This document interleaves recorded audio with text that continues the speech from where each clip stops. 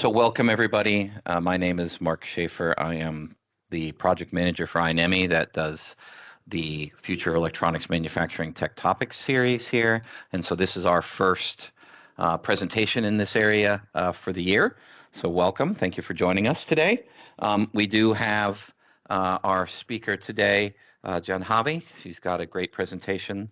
And we also have our Vice President, Grace O'Malley from iNEMI, who is going to run through a little bit of why we're doing this series and why it's important and sort of what our plans are for the future. But I do want to let everybody know first off that you're on mute. If you've got any questions, please type them into the chat window and we'll gather those and ask them at the end. The session is being recorded, and we will send out a note to everybody that registered with links to the presentation and the recording within the next week or so once we get everything cleaned up, so it's good to go. But with that, I want to turn it over to Grace, and thank you very much for joining us today.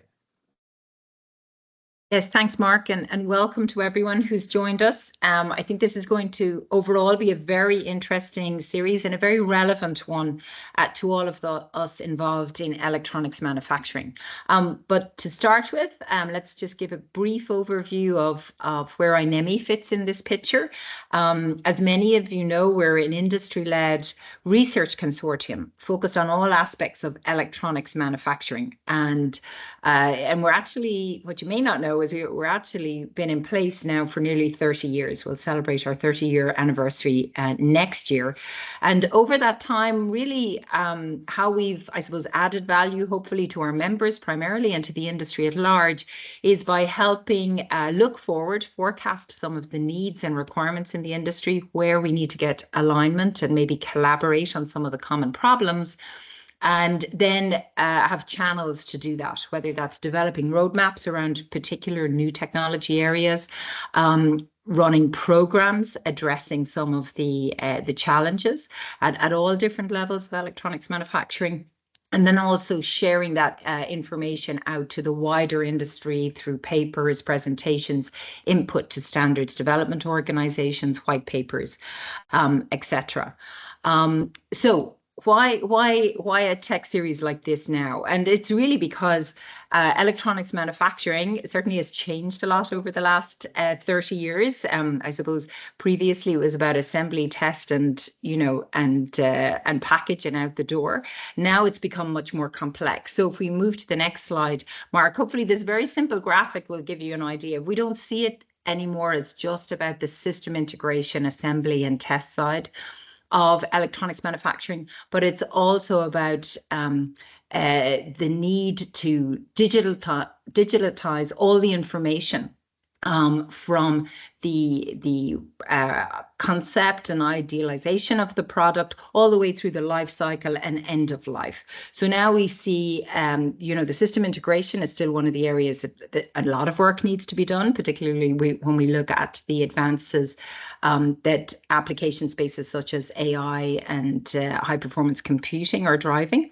But it's also about looking how we manage the data, how we manage the resources, and what tools and approaches do we need to take. And this is certainly where smart manufacturing plays a big area. And smart manufacturing is a big title. As you can see, there's a lot of areas that where we intersect with the system integration and also sustainability. So how do we manage the data so we can communicate efficiently along the supply chain to achieve the yields, achieve the cost capabilities and the high volumes that we want, but also to ensure that we're delivering the right products and the right information to our end customers. So this tech series will highlight some of the different key areas as we see them in electronics manufacturing under the smart manufacturing umbrella. So we'll have presentations going forward in a number of these key areas. And we have a similar vein of webinars also running around some of the sustainability challenges, more focused on the sustainability challenges, but again, very interlinked with how are we going to manage, control, and communicate the right data to be able to manage resources efficiently all along the supply chain. So if we move to the next slide, I think some of this I've covered. It's really about how we can all leverage resources better in a fast-moving world, and where we should be working together to enable the development of the tools, get alignment about what data we need, how we're going to validate the integrity of that data, how we're going to securely communicate it to the right players along the supply chain. And use this series also to identify the areas that the industry as a whole needs to be aware of, what gaps that need to be addressed, and perhaps where iNEMI and other organizations should be working together to close these gaps. So I'm delighted today to welcome Janhavi Giri, who's going to talk about one of the key areas here, which of course is about data and data management and how you can enhance the analysis of the data to enable much more meaningful and enrich both the data use, extraction, and ultimately the results that it delivers to us, the technologists, so that we can enhance all aspects of electronics manufacturing. So welcome, Janhavi. Lovely to see you, and we're looking forward to your talk. Thank you so much. Let me start sharing my screen. I hope you can see my screen. Yeah, but could you speak up a little bit, Janhavi, if you would? Yeah. Can you hear me now? Yeah, that's a bit better. Okay. Yeah. So thank you. Before I begin my presentation, I would like to express my thanks to iNEMI for the opportunity to come here and talk about this very interesting talk today that I'm really passionate about.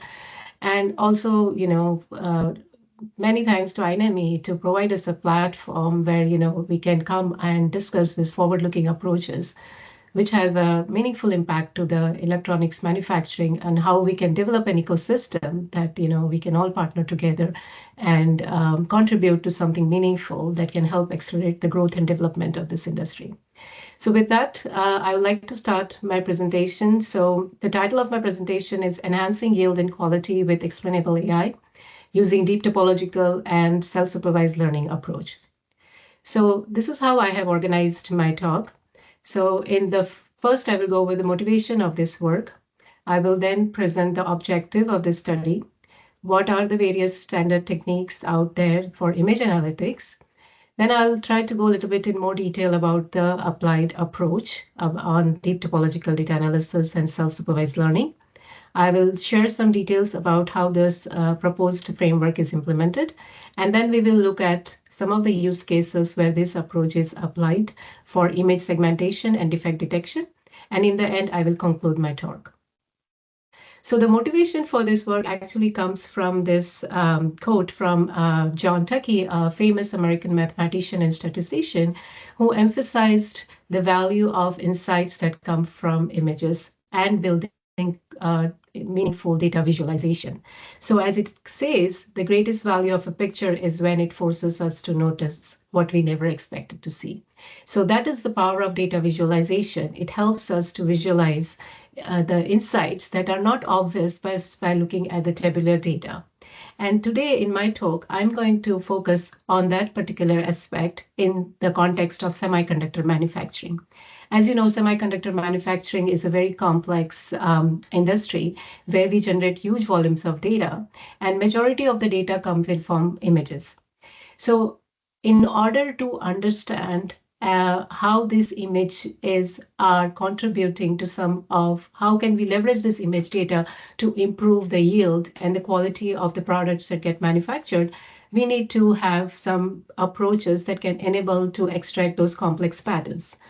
And that's what leads to the objective of this work, is to introduce a novel approach that combines deep topological data analysis and self-supervised learning for extracting the patterns that can reveal information that can help us to maximize the quality and yield in semiconductor manufacturing from the image data that gets generated. And the interesting point to note here is that we are looking at the image data that doesn't come with labels. Usually when we have image data coming out from this complex manufacturing processes, there are engineers who disposition those data and then they label them based upon whether that image is defective, not defective, or requires further work or not. But generating those labels is a very manual process and very time consuming, leading to a lot of engineering hours and also, the amount of effort that goes into it. So that's why this approach is going to help us understand those images where we don't have labels. How can we leverage topological data analysis and self-supervised learning to extract meaningful information from those unlabeled data? Now, before we go into the details of this novel approach that I'm proposing today, I'd like to emphasize on what are the standard techniques that are used for image analytics in semiconductor manufacturing. There is classical image processing, pattern recognition, anomaly detection, machine learning, deep learning, thermal and infrared imaging. Classical image processing usually includes approaches such as Fourier transforms, Hub transforms. There are methods such as which involves thresholding, detecting image intensities and all using standard statistical techniques that are out there. Pattern recognition and anomaly detection, these are more like, maybe geometrically based approaches where we are trying to identify some pattern based upon, learning from what are the known patterns coming out from such image data. We're looking for certain sort of anomalous looking patterns in those image data. And there are various approaches out there which are, which based upon the nature of the data. There could be statisticals or there could be some more sophisticated algorithms to detect such anomalous or unique looking patterns. Then comes machine learning, deep learning, which, majority of, the industry is currently now leveraging, which involves methods such as autoencoders, variational encoders. It involves convolutional neural networks, all those sophisticated techniques that helps us to understand what are those unique characteristics in the data. And based on that, we can then predict whether the incoming data is going to be faulty or is going to be normal. Thermal and infrared imaging is more focusing on the equipment side of the process manufacturing, where we are more looking out for like certain heat signatures that are out there that can tell us whether the equipment is faulty, and then from there maybe we can make some predictions about whether the manufacturing data on that equipment will result in a good looking image or will convert into faulty images. So nevertheless, the overall objective here is to improve product quality and yield through advanced image analytics. Now let's focus, on the novel approach that I'm proposing today, which is deep topological data analysis. The fundamental notion behind topological data analysis is that data has shape and the shape matters. This is coming from Professor Gunnar Carlson, a famous mathematician at Stanford University, who has done a lot of work in this area and has deserves the credit to bring this approach into this industry. So what does it mean that data has shape? Now, what I'm showing you here are some scenarios in which your data may be existing. You may have a scattered points data like this, where you may fit like a linear regression model, and that would predict the shape of the data as straight line. You may have your data segmented into different groups like this, and that you can identify the centroid of those points, and then that becomes like a clustering where it's telling you that this data has some distinct groups into it, and that's how you can model the shape of the data. You may have certain sort of periodicity in your data, and then maybe you can use a loop-like structure to model this stuff data. Or in more complex scenarios, whom you may have this Y-shaped looking patterns, which could be basically an air flight taking on and off, and you're basically monitoring the movement of the air flight in different scenarios at different altitudes, which is even more complex problem. But then you can use this kind of flared kind of structure to model the shape of data. Now, considering the complexity of the data that we are dealing with and the varying nature of the data, there could be various models by which you can model the shape of the data, which can tell you more about the data that you can leverage further to serve the objective that you have in mind. But how many such models you can build? Probably, maybe 1 or 2 or maybe 10. But that is like, every time you need to understand, you need to have a way to determine what is the structure of your data. That's where topological data analysis comes in, because it provides you a unified framework that helps to understand the shape of your data, from which you can make meaningful implications about the nature of the problem that you're trying to model. And then you can further use that information downstream to do various sort of tasks that you're interested in terms of predicting, in terms of, identifying, and also understanding in general, what's the characteristics of the system that is generating the data. So what does topological data analysis is that it's an unsupervised machine learning framework that extracts meaningful information from the data based upon the topology of the data set that you're trying to model. Now, the data can come in various forms. You can have data in form of images, you can have data in form of text, you can have data in form of tables, as shown here. What topological data analysis will do is will take that complex data and compress it in form and represent in form of these graphs, as I'm showing you here. In this, this is one of the nature of the output that you could get by using topological data analysis. You can take your high-dimensional, noisy, complex data, as shown here, and represent in form of graphs. Now, what does the graphs indicate here is that, first of all, it tells you that there are maybe 4 groups in your data, which are, there are certain segments, 4 different kinds of segments in your data. And where you see the nodes are actually the samples of your data that has, that has similar characteristics. And when you see an edge connecting to another node, that is when you see that these 2 nodes have some overlapping characteristics. So not only it is telling you what are the distinct segments in your data where they are different from the rest of the segments that are being found, it is also telling you about what are the overlapping characteristics in your data. So that is the beauty of TDA. And on top of that, if you have any sort of noise in your data set, if it is very powerful in terms of capturing any sort of nonlinearities. It is robust to noise. It is robust to outliers. So it makes it as a very superior choice in terms of the kind of complex data that we are trying to model in semiconductor manufacturing processes. So with that, I would like to next go and introduce to you what is self-supervised learning. Because today I'm going to, the framework that I'm going to talk about today is going to combine these 2 approaches. And self-supervised learning is a machine learning approach where we are trying to learn about the data characteristics based on the features that are inherent to that data.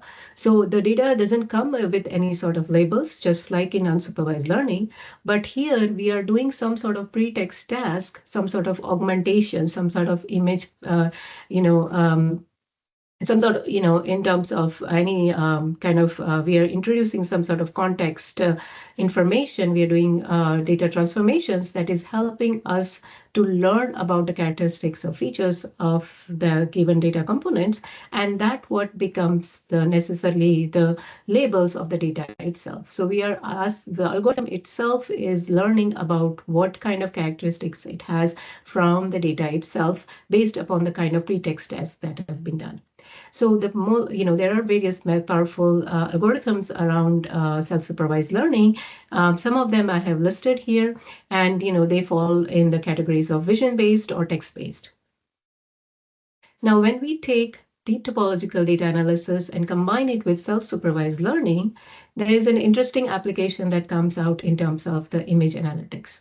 What we can do with that is that we can get the complex images that is being generated in the manufacturing processes in form of images. When these images are fed to this approach, what we get is the distinct segmentation of the data based upon the characteristics of the samples that are present in the data without requiring any labels. And that is very powerful because majority of the time, the data that gets generated doesn't have any labels.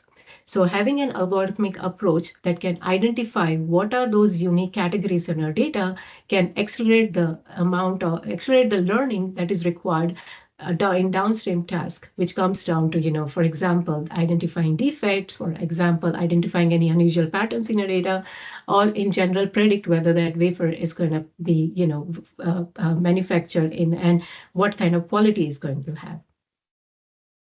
The implementation framework has following steps. Was there any question? I don't. Janhavi? There was Yes. one on the chat that said on page 2, TDA and DTDA Page 2. same or different. What was the question again, please? So the question was on page 2, TDA and DTA are mentioned, indicate if they are same or different. So TDA and deep TDA, are they same or different? Is that the question? Yeah, that's in the chat. It's I guess on page 2 of your slides, you had TDA and DTA, and I guess they're asking if they're meant to be the same or if they're different topics. Yes. So topological data analysis is the fundamental algorithm, and deep topological data analysis is a deep learning enhanced topological data analysis. So that is the fundamental difference between the two. Okay, thank you. Yeah.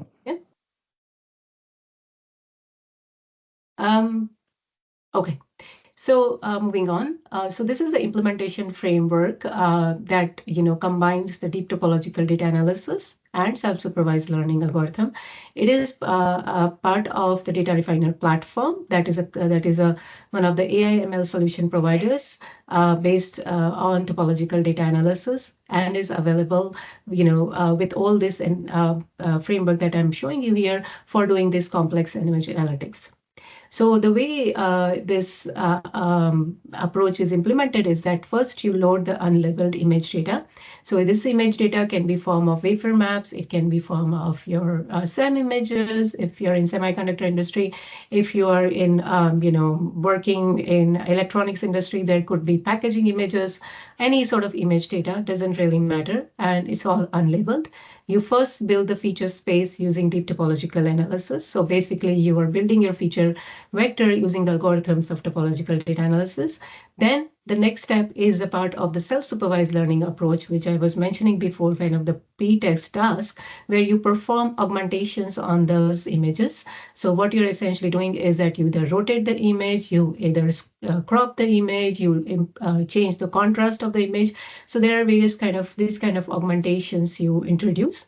And then based on these augmentations and the feature space that you have, feature vector that you have built using topological data analysis, you combine them, and then that becomes basically your input feature vector that is then, further kind of based on this augmentations. The next step is to calculate the contrastive loss and to identify whether whether the image augmentations that are done are coming from the same image or different image. And then the objective here is to kind of calculate the contrastive loss and make sure over the time it gets minimized. So that is the training part that you can repetitively do. And once you have a model where you have your contrastive loss has converged, you use that model to do downstream task, which is, for example, what I'm showing you is clustering. You can even use that feature vector. Once you have the model built, you can build that model specific to any sort of for other downstream tasks that you may want to do, which could be characterizing those patterns based on certain unique signatures, etc. So this is the implementation framework, that is leveraging deep topological data analysis and self-supervised learning, and allowing us to identify patterns from the data which is not labeled. Now, in terms of the use cases, the use cases that I have selected here for today's presentation are based on the open source data sets that are available. To the first data set that I'm looking at is the WM811K data set. It is one of the industry standard wafer map data sets and is used in benchmarking and validating any sort of new approach that comes in for image analytics. This is a data set that has about 800,457 wafer maps, which have been collected from real world fabrication. There is a subset of the wafer maps which are labeled, and the analysis is conducted for images which have these distinct patterns. So this is a distribution of those 9 categories, as you can see here. So edge ring, donut, center, lock, edge lock, near full, random, and scratch. And these are the unique patterns that are existent in this 25,519 wafer maps. And the objective here is to separate this images based on the defect types. Unsupervised, so note that the labels are not at all provided to the learning algorithm, and and the objective is that how can we separate this data based upon these unique patterns. And this is how the TDA map looks like. And as you can see that this is a very complex looking structure here. And what I have shown you here is that there are these 4 clusters or 4 networks with percentage distribution of a defect in each network. And you can see here that, the edge ring is like this particular subset or the network is composed fully of the edge ring defect. Now, edge ring and look, there is another one because edge ring is the most dominant category of defect in these images. You can see that the majority of of this distribution is composed of edge ring category, and the edge look, which is kind of transitioning from ring to local kind of defect, is present in the periphery of this defect. Similarly, if you look on this right-hand structure here, you can see like a mixed distribution of 3 kinds of defect. So we have the scratch, edge, lock, you have center and localized, and edge ring, along with the edge ring, which is again the most dominant category here. But what is interesting about here is that how one category of defect, which is the edge ring, is then transitioning into different categories like scratch, edge lock, based upon the patterns, how the patterns are actually evolving in terms of their characteristics. And once we have created this visual kind of map, we can see that what is our, how the majority of the wafer maps are, what is the majority of the pattern that is represented in this data set, because we didn't know about what the labels were before. So it tells us about that. And on top of it also tells you about that how these patterns are transitioning from one category to another. And as we know that each pattern corresponds to a certain type of defect and it kind of has some possible remedy associated with defect. So it's representing the kind of the steps in your process that needs to be modulated so that we don't see this defect anymore. So based on that distribution, you can kind of make those kind of meaningful connections. And then if we start looking, more detailed into each of these individual segments, we can see that, how they are distributed and, and if you zoom into each of these nodes, you can see what those unique patterns are there as well. So we can do that. For example, I'm showing you here, like these are very, noisy patterns, but this algorithm approach has been able to even identify them and segregate them based upon those characteristics. So this is just with different visuals. So, visuals that you can analyze it further to identify what are those unique patterns in your data set without even knowing beforehand what patterns were present in that data. The next data set that I looked at with the objective of image clustering was the mixed 38WM open source data set. Again, this is an industry benchmark data set that is being leveraged for any sort of algorithmic development or applications in identifying wafer map defects and characterizing those defects. The interesting fact, characteristic of this data set is that it doesn't have just one kind of defect, but it has combination of this defect. And this is a very realistic scenario that we see in day-to-day of our analysis, where you don't just have one defect, but you have combinations of defects. So how can we characterize those those combinations of defects, and how can we then know, which one is the majority of the defect that is represented in the data set. So with that objective, this data set is very relevant for that kind of study. And it has this 8 unique categories of defects that were present in the WM811K data set as well. But along that, it has 29 mixed type of defects. And that's what are being represented here. When you have type 1 is when you have 2 kinds of defects combined. Type 2 is when you have 3 kinds of, and type 3 when you have 4 kinds of defects. So it's a very complex image that needs to be analyzed. And as you can see, it's very noisy as well when it comes down to, just looking at the pattern itself. So the best kind of representation that I could get from this data set was as what I'm showing you here, where I was able to isolate the single defect types, wafer maps into one cluster, and also identify mixed defect types of images into their own cluster. So if you go, you can see here, for example, the normal one, which is it has its own distinct characteristics from the rest of the defective images, was part of the one cluster as shown here. Majority of the samples were belonging to the normal one. And then the near full and random, which have very similar looking pattern, they were part of this one cluster, as you can see here. And then if we go back, just like we did for the WM811K, we can zoom into interesting segments of the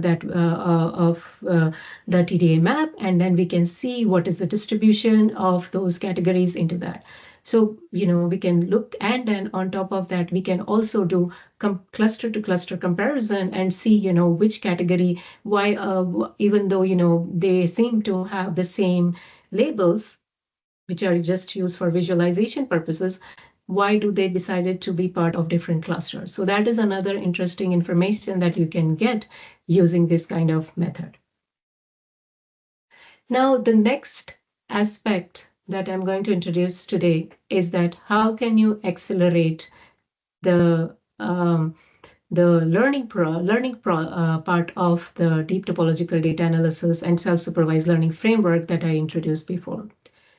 Because in any machine learning approach, the model building part, majority of this time will be going in training the model, especially when you're working with such complex image data.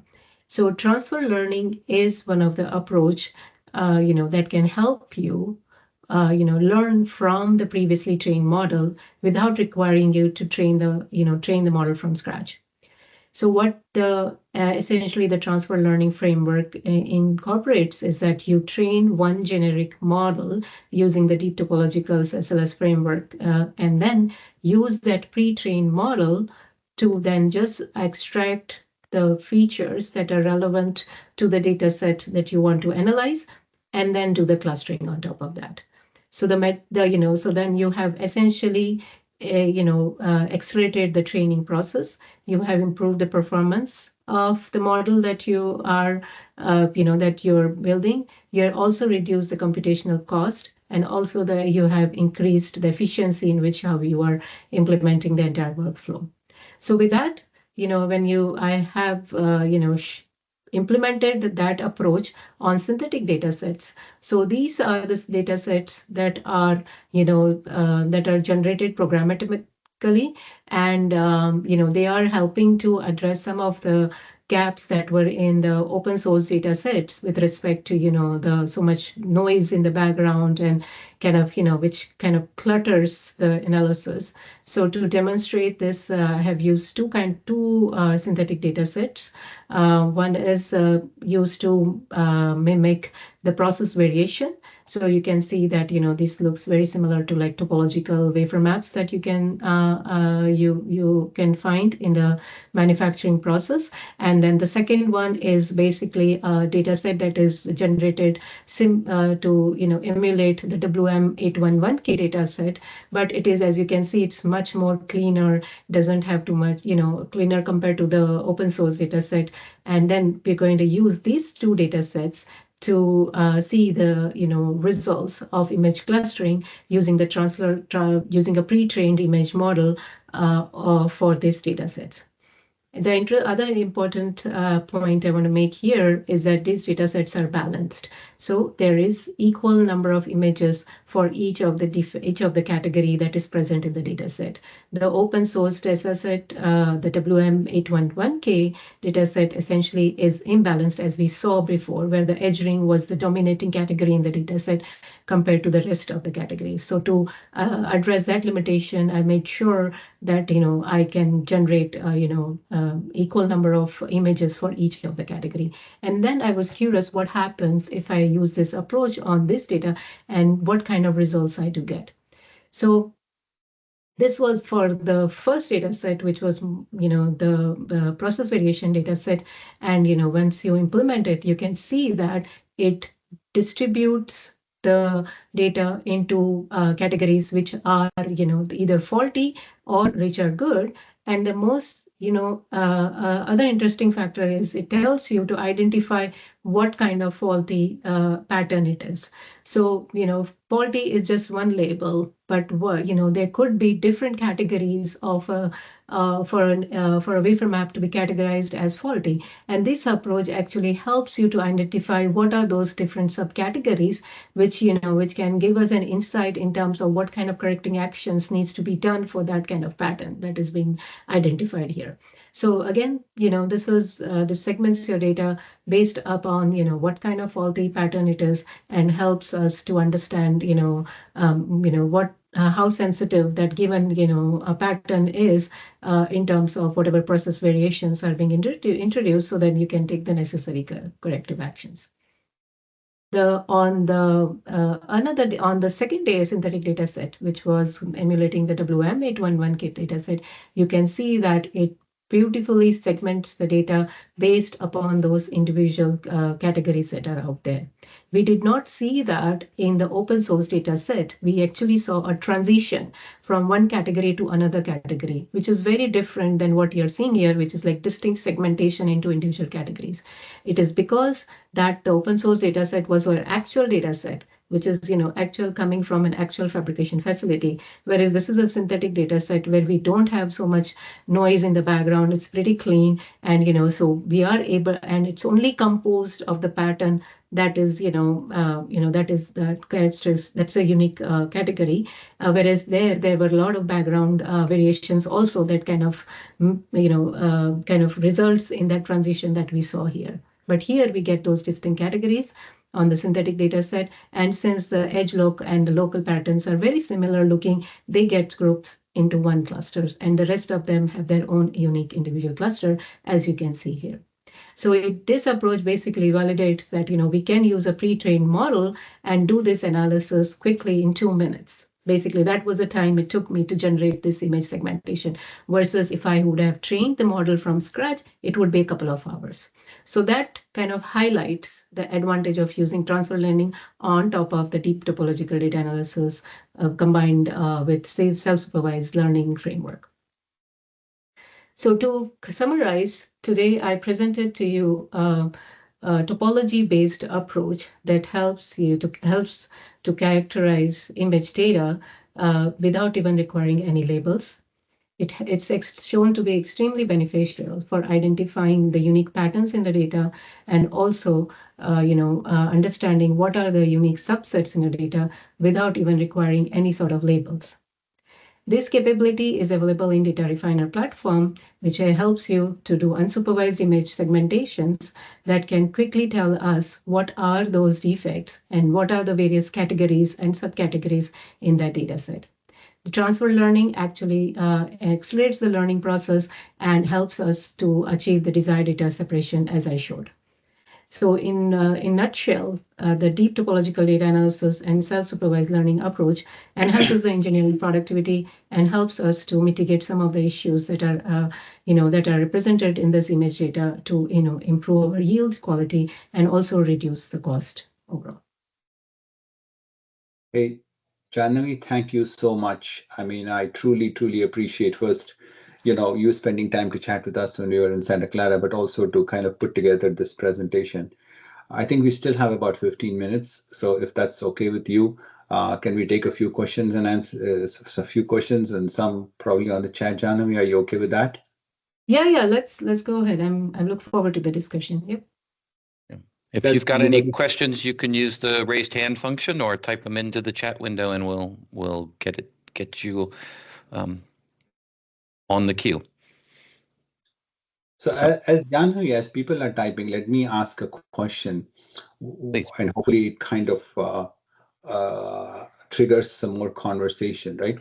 You have used this approach in semiconductor manufacturing, right? Mm-hmm. But if you expand the scope into packaging or systems test and assembly, how do you see this evolving to kind of look at the end-to-end value chain? Absolutely. And yeah, that's a great question. And what I want to highlight here is that even though, because I come from semiconductor manufacturing domain, so most of the use cases that I have looked at are in that domain. But the approach that I am proposing here, is a generic approach that is applicable in various scenarios. So for example, as you highlighted in case of packaging, at least the kind of use cases I have looked at, there are several, there are imaging techniques that are used to identify the quality of the packaging that is coming out. And most of the approaches that are supervised, well, it requires engineers, to come and annotate the data, and then somebody can build some automation around it to predict, whether that is a good quality manufactured, packaged, or or product or not. But using this approach, we can kind of eliminate that need and significantly accelerate, the quality process that goes into identifying defect packages versus packages that can move ahead. So it's a generic approach. It has several use cases, I would think, and it's highly relevant in the case of packaging or electronics industry as general. That's what I would like to say. Thanks, Janhavi. Does anybody else have any questions, anything they wish to ask? Because this is going to be one stepping stone. Greetings, Amba. How are you? I'm assuming you're in India in Bengaluru, so thank you for asking. Yeah, very much. So can I go ahead? Yeah, Yes, please. Yeah.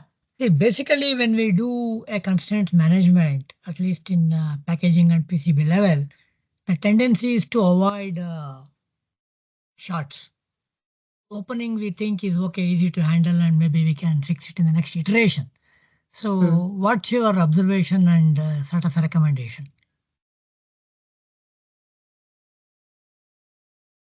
This is so it's with in context of the so what I am proposing is in terms of analyzing the data, right? Yes. So so now that data can come in form of images. So today I covered the image use case. So if there is if you have images that are being taken at post manufacturing or post whatever process flow you have, and you want to identify which kind they are, whether they are opens or shorts, and because they will have some sort of distinct characteristic. Now that could be either captured through images, it could either be captured through some sort of measurements that are being taken. So it could be a tabular data also.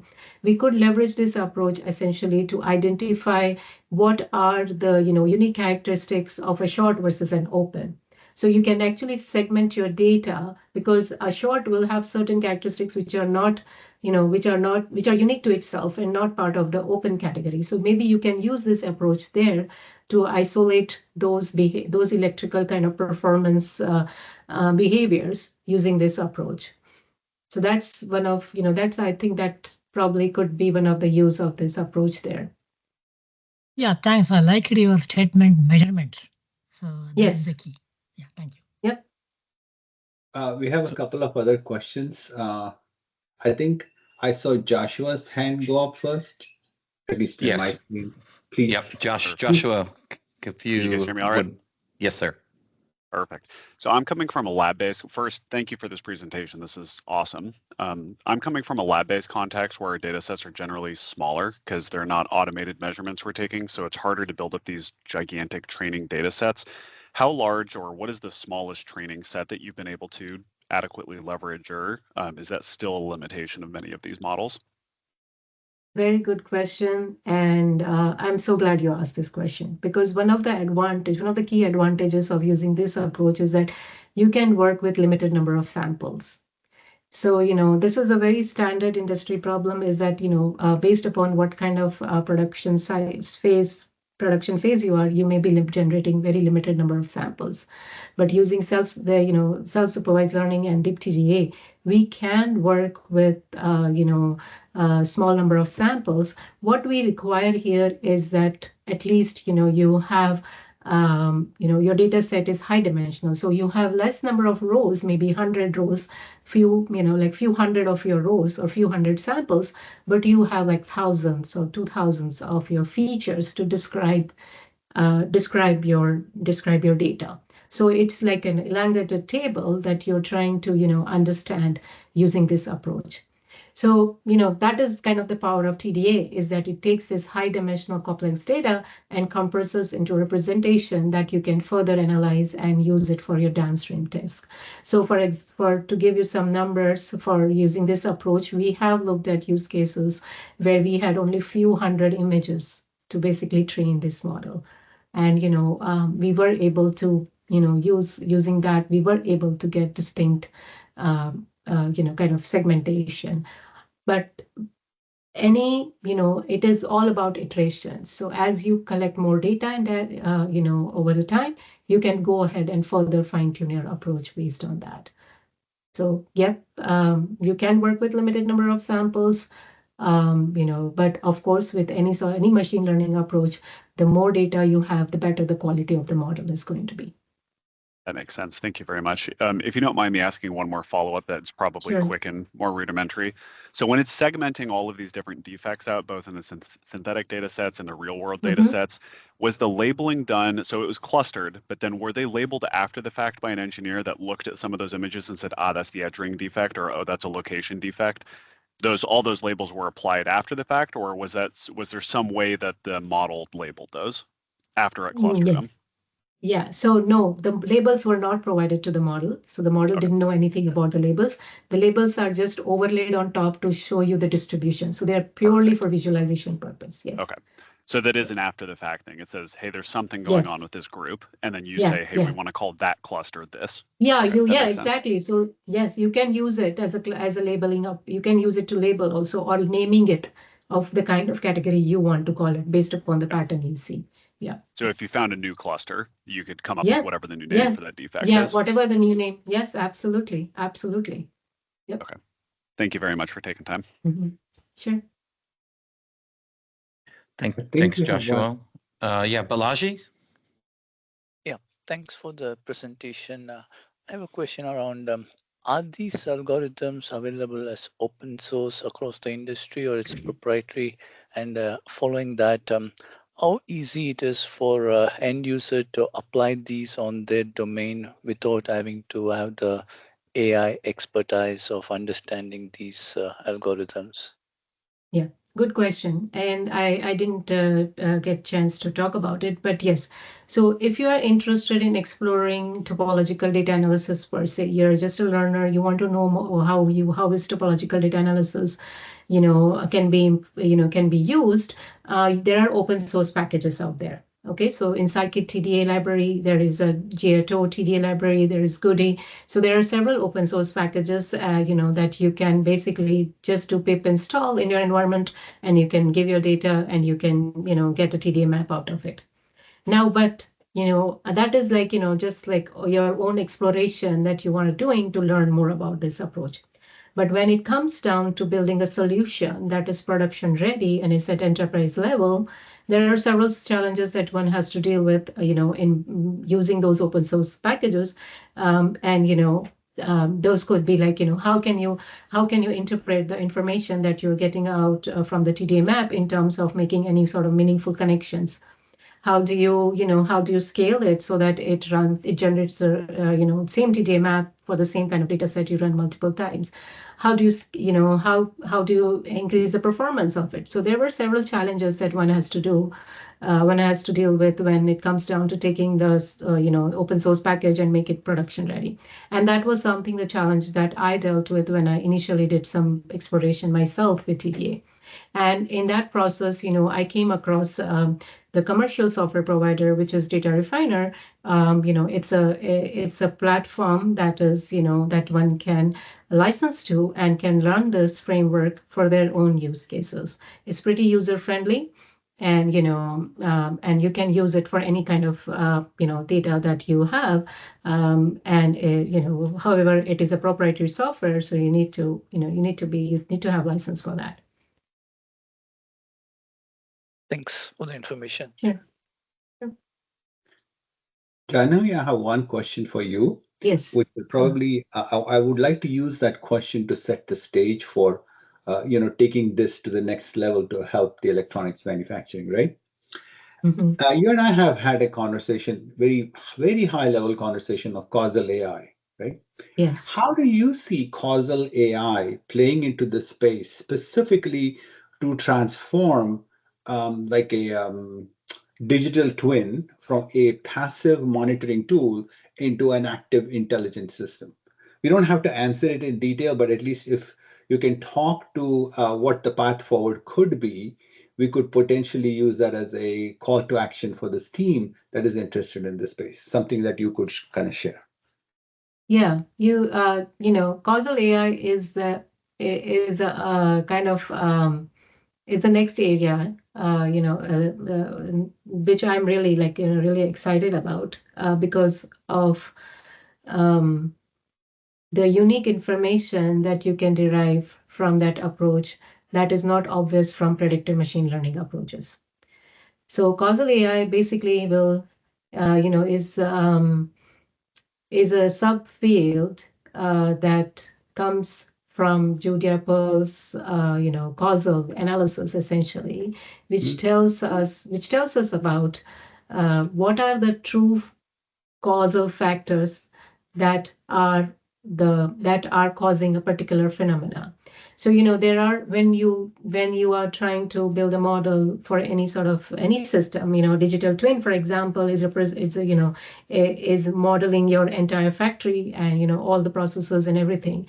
So it's a digital replica of the actual manufacturing plant. But to build something like that, you need to first understand, what are the true causal factors that are resulting in, in the performance of certain sub-steps that are part of this digital map or replica that you're trying to build. And if you are just using the predictive machine learning approaches, many of the factors that it may identify could be just pure correlations. There is some sort of dependency, but that is not the actual dependency. So by leveraging that, we can actually map out the true factors that can help us understand how we can build an effective replica of the manufacturing process. And that's where I see causal AI coming in, is when you start to map out individual process steps using the true causal factors and not the just the spurious correlations that you're seeing in your data. So it is like an accelerator to effectively build that digital replica that you're looking for. That's how I see that causal AI can intercept there. Thanks so much, Janhavi. We only have a couple of minutes, so this is a request, this is an ask, to this ecosystem. There is an opportunity for all of us to work together to take all of this work that Janhavi has presented and kind of start to apply it in multiple domains. So if you have any suggestions, if you have any thoughts, if you have any ideas that you wish to bring to this ecosystem, we can form projects around, or where you need to actually drive roadmaps to kind of forecast what kinds of technologies that you can start to build together in the pre-competitive space, that is going to save us a lot of time and effort, and it'll start to reduce your time to market as well. So something for you all to consider. So if you have any questions, thoughts, ideas, please do let Mark or I know, so that we can kind of work with you to take the next step forward.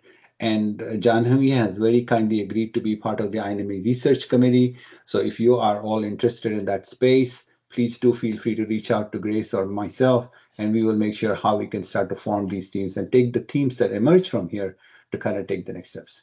So without, again, I do want to thank Janhavi for spending a lot of time. I have had the privilege of watching her present in several international conferences. Again, thank you, Janhavi, for taking time to do this. All of you attending on the call, I hope this was very useful. If you would like to contribute, if you would like to present, if you would like to take this in a new direction, please feel free, because this is an open forum for conversation and discussions to have impact in this space. So thank you all for attending. Thanks, Mark, for kind of championing this effort in smart manufacturing. Do you wish to say a few words before we close this session? I just wanted to let everybody know I put my email in the chat. It's marks@inemi.org. So if you do have interest in this series or want to contribute to this series or really to any of the smart manufacturing topics and road mapping that Shekhar has mentioned, please just drop me a note and we'll make sure that we connect and start working on things that are going to be more valuable to the industry to try to help push all of this along. And I thank you very much for your time and attention today. And Janhavi, thank you so much for joining and kicking this off for us on such a great note. And Shekhar and Grace and everybody, thank you for being here. It is a team effort at all times. We need lots of support to make all of this work. So thank you so much.